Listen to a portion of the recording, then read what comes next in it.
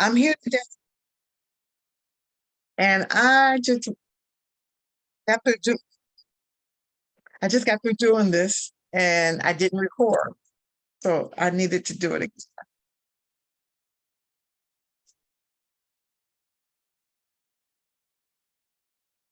So I am a speaker, author, and a coach. I'm a counselor, licensed professional counselor, and I just really had the impression that I needed to start talking about credit. So I'm going to learn this technology before it's all said and done with. But I want to talk to you about credit and diapers of all things. How do those two things go together? How is it that credit and diapers can go together? Well, when you're a single mother without income, single mother with a limited income, and you have a child, you have to do what you have to do. So that's what happened with me. I found myself as a single mother with a child, and I did not have enough income to pay all of the bills. Has anybody else besides me ever experienced that? I'm sure you have. And that's exactly what happened to me.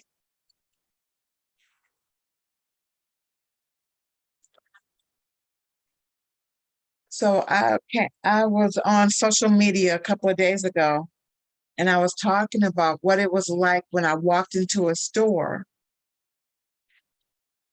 and they were offering credit at 35.23% interest rate. I mean, that's highway robbery.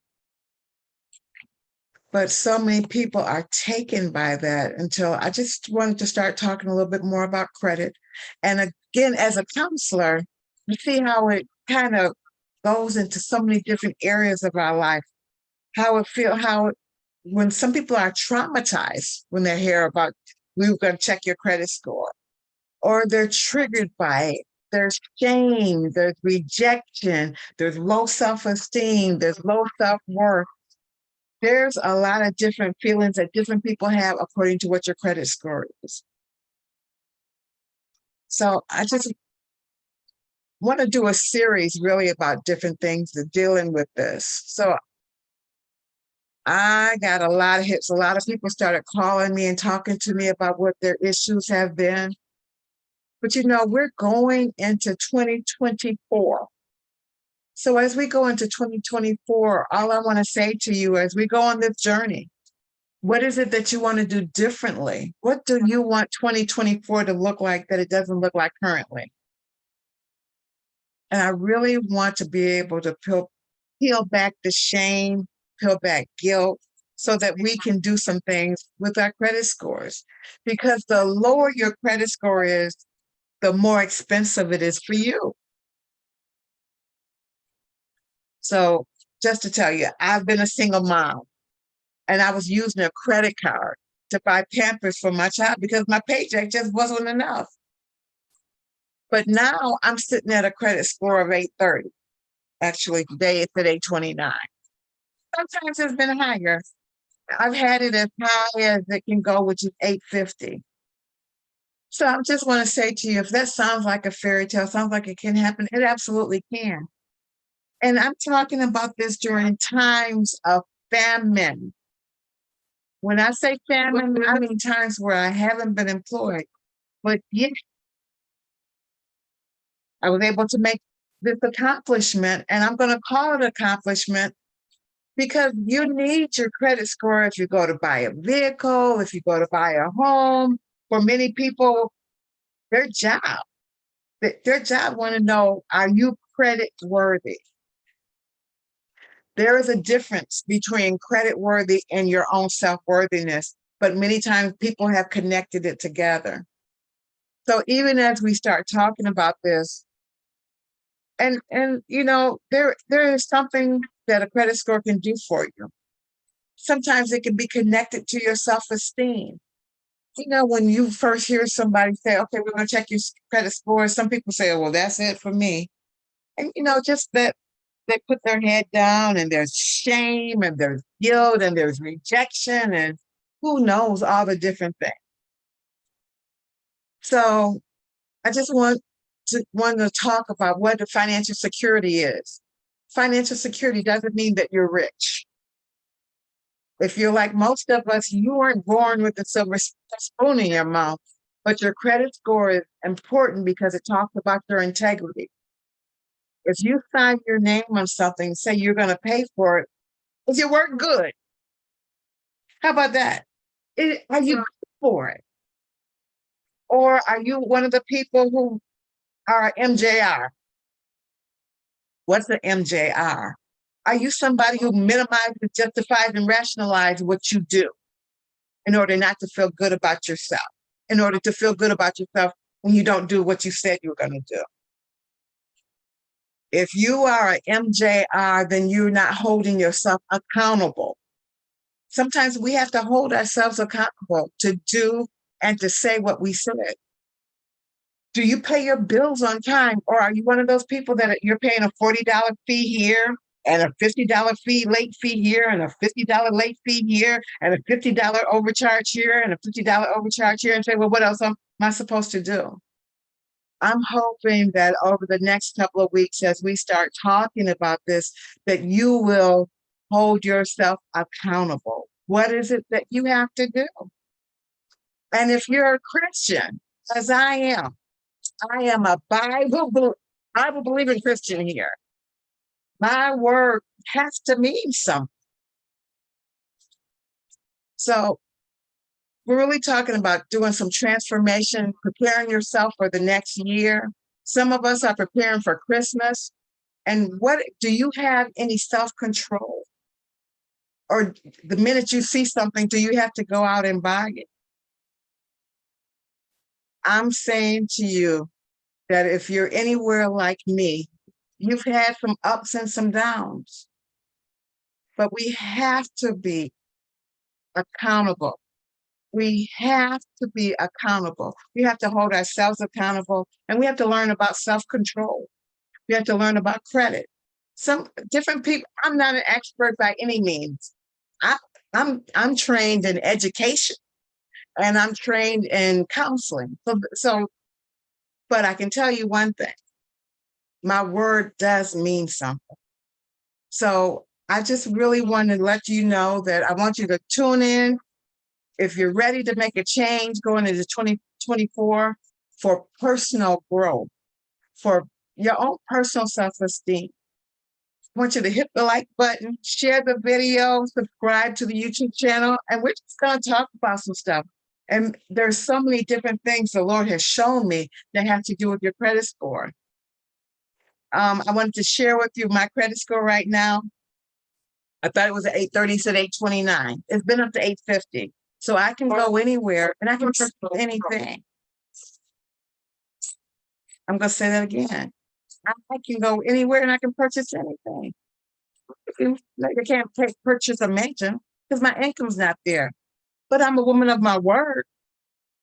I'll hold myself accountable, whether I'm in a famine or in a feast.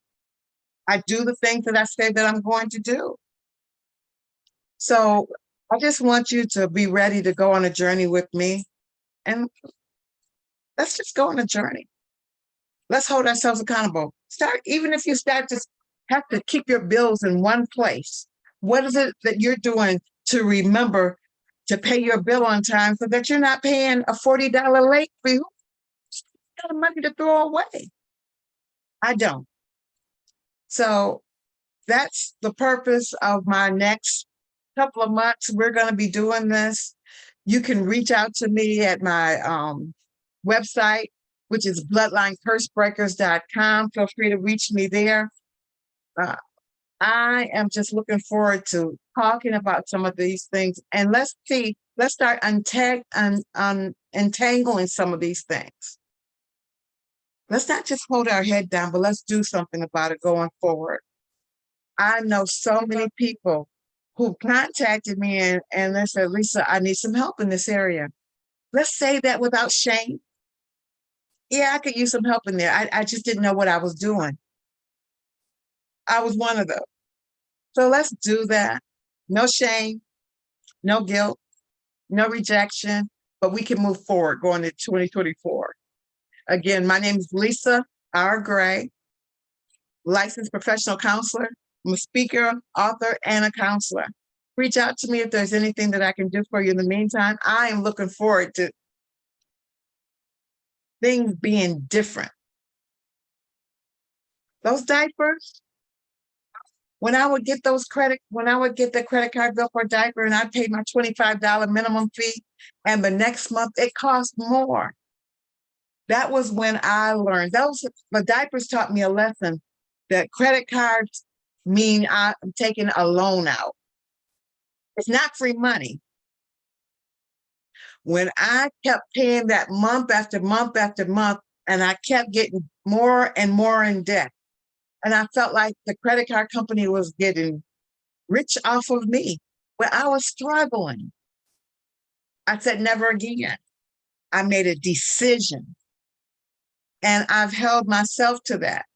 Credit cards, I don't use them a lot. Do I have to? Yes, I do. I use them, no doubt about it.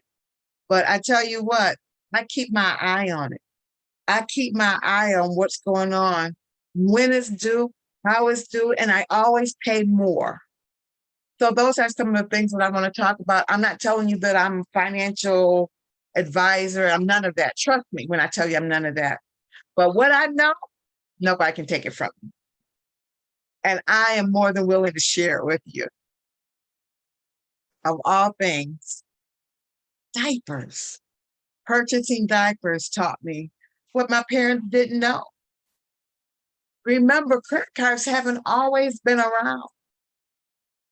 Credit cards, I want you to say that again. Credit cards have not always been around. So again, that's what we're going to be doing. We're going to be talking about it. If there's any topics in particular that you're struggling with, the comments.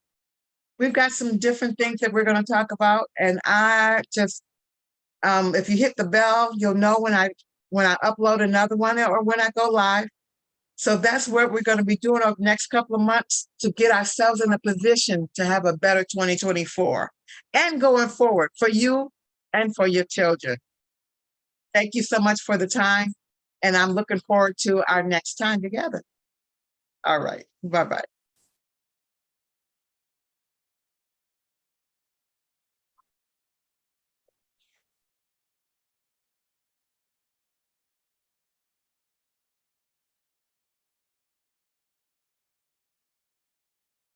Amen.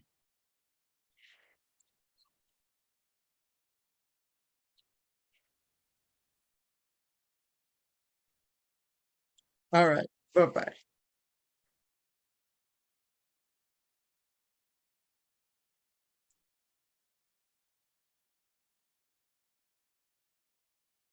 I did what I just did.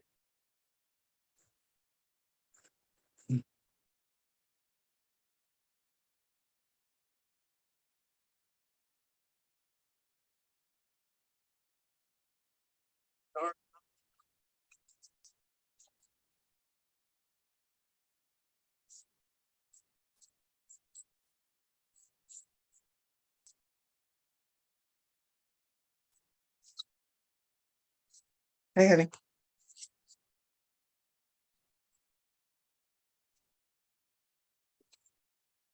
Watching a live about Amalek. Okay. Okay. Yeah, I don't know how much you're on Facebook, but I just did a live. I'm trying to figure it out anyway. Lord wanted me to start talking about finances and what I know. So I'm like, okay. I don't have you seen no, you haven't hit on nothing I've done actually in the last couple of months. So I know you haven't seen it.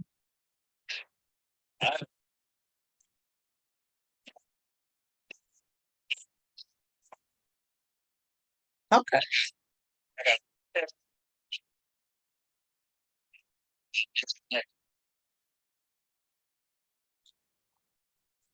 Well, go do your stuff.